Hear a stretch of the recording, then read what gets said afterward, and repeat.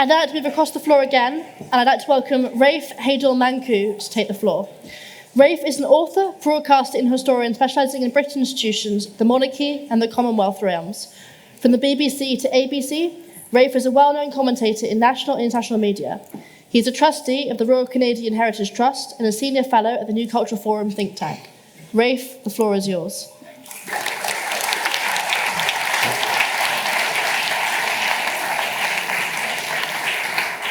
Right. Round two.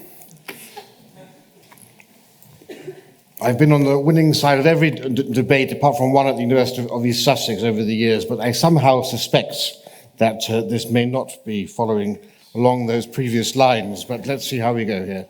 It's a great pleasure to be invited back to this august chamber and to see such a full house and a very enthusiastic, if not energetic crowd here today. It's been 7 years since I was last here, and university campuses and this chamber were rather quieter in those days, and undoubtedly one of the factors that's contributed to this increased passion is the emotion that envelops topics like colonialism and empire, and I say this also as a child of empire.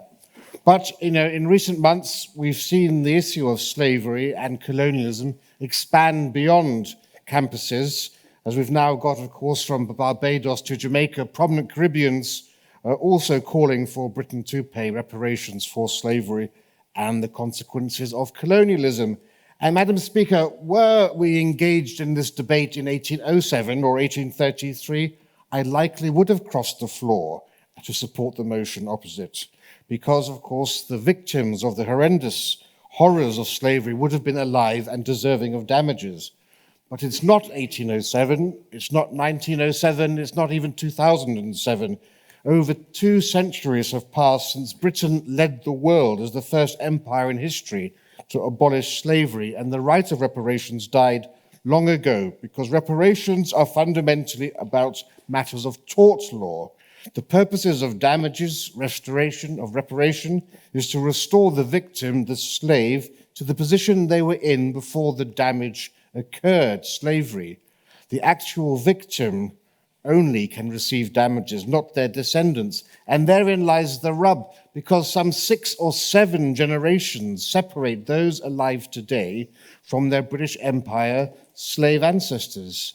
And whilst not just yet, thank you so much. Whilst it's undeniable that 19th century slaves suffered unspeakable horrors, in what way can this lead one to conclude that their great-great-great-great-great-grandchildren are also victims and deserving of reparations too? On the contrary, from Britain to the Caribbean, the descendants of slaves today have a far better and higher quality of life than they would have had their ancestors remained in Africa. And that's an indisputable fact. But if you let me carry on, I'll tell you why. But first I ask you, is a current descendant of a slave ethically entitled to benefit from their ancestors' sufferings? And who should pay? Is it ethical for an innocent person today to be culpable for the sins of their forefathers? Now, CARICOM, which is the Caribbean body calling for reparations, wants British taxpayers to pay.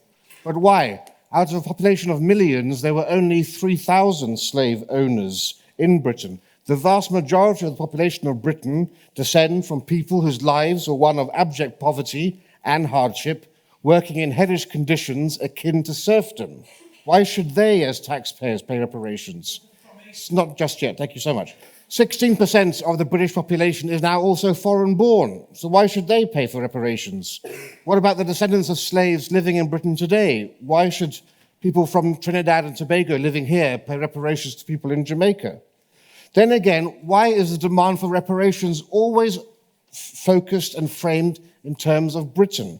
Why are no activists asking for reparations from the African states that were equally complicit in slavery? Should they not pay reparations? They provided the slaves that were transferred over the ocean, and millions more slaves were kept in slavery in Africa by other Africans, just as were being transported across the Atlantic. Why does nobody ever actually speak about that unpleasant truth? What about the Arabs and the Muslims who bought and sold African slaves for centuries before the British arrived and continued to do so into the 20th century until the British and the French tried to stop it. And indeed, what about the slavery that carries on today? The International Labour Organization says that currently approximately 7 in every 1,000 Africans is a slave. 10 million people. In 2017, CNN reported hundreds of slaves are sold every week in Libya.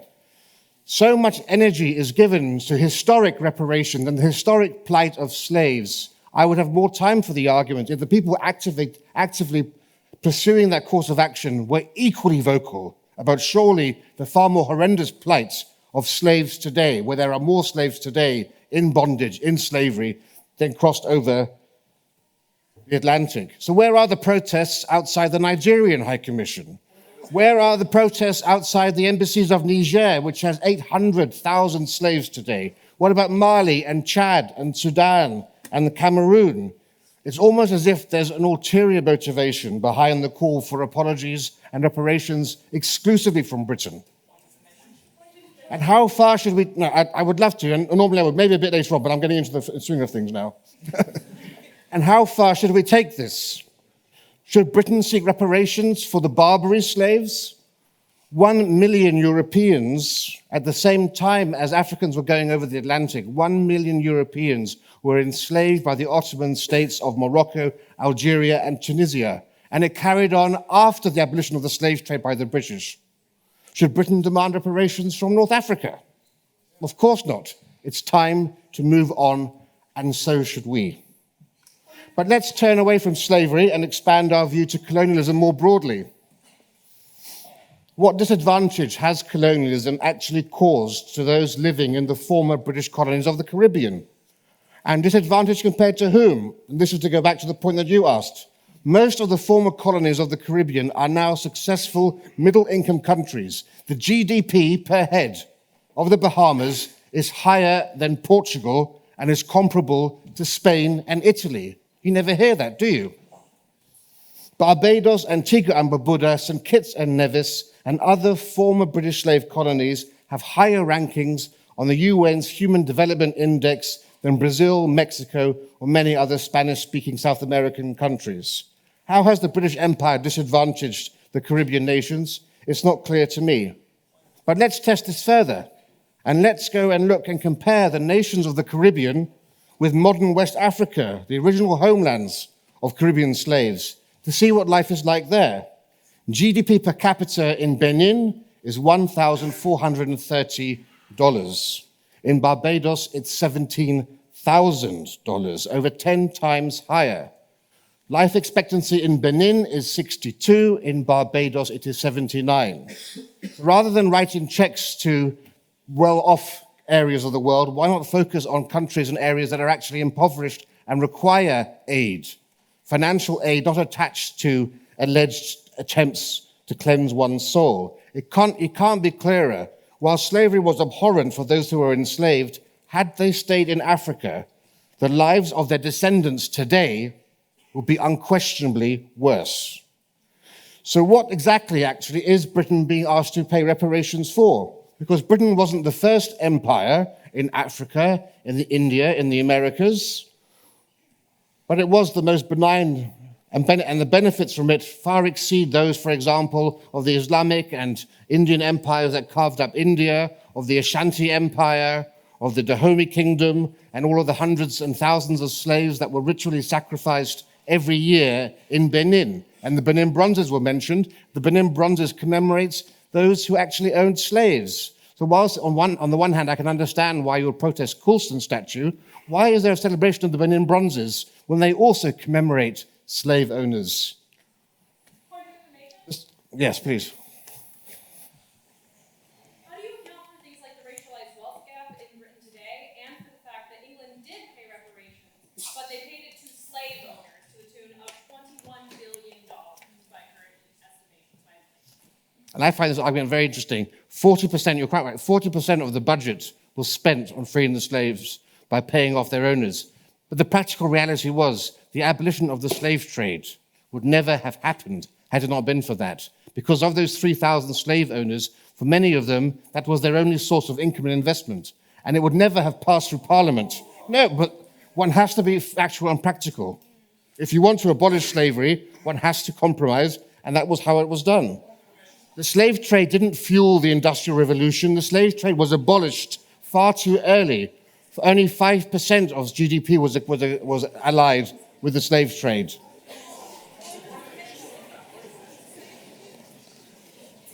So why are we apologizing for Britain? Are we apologizing to Britain for introducing nutrition and food storage policies that led to a decline in the subcontinent's processes of famine that happened every 40 years? In India, there was a famine. The population of India soared from 170 million to 450 million over the course of the Raj because of medicine, health, and accurate and proper nutritional standards and food storage compared to how it had been. There had never been in history of India such a surge in population growth.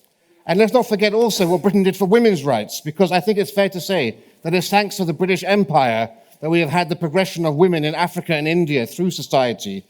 Because, of course, India's history is one of female oppression. It was the British who abolished suti, the burning of widows on the funeral pyre of their husbands. It was the British that stopped the infanticide of young girls. And it was the British who allowed Hindu widows to remarry. I'm sorry if you don't like the facts, but facts are actually facts. Universities were brought into Africa and India by the British. It's there will be no system of democratic legislatures within these regions. As Steven Pinker has written, pre-state societies before the British Empire arrived were on average far more violent than even the most brutal of modern states. So whilst many wrongs were committed in the 19th and 20th centuries, the modern success of Britain's former colonies today in the 21st century is due in large part to their colonial inheritance. The English language and the common law that enable them to become global players, their civic institutions, the police, the military, the civil service, the judiciary, parliament, universities, every region of the world you go to, British colonies are the ones most likely to be the most developed, the wealthiest, and the most democratic. I therefore have no opposition in opposing tonight's motion, but I'd like to end by quoting the great black civil rights activist and socialist Bayard Rustin, a friend of Martin Luther King Jr.'s and posthumous recipient of the Presidential Medal of Freedom from Barack Obama, who said, "If my great-grandfather picked cotton for 50 years, then he may deserve some money. But he's dead and gone, and nobody owes me anything." Thank you.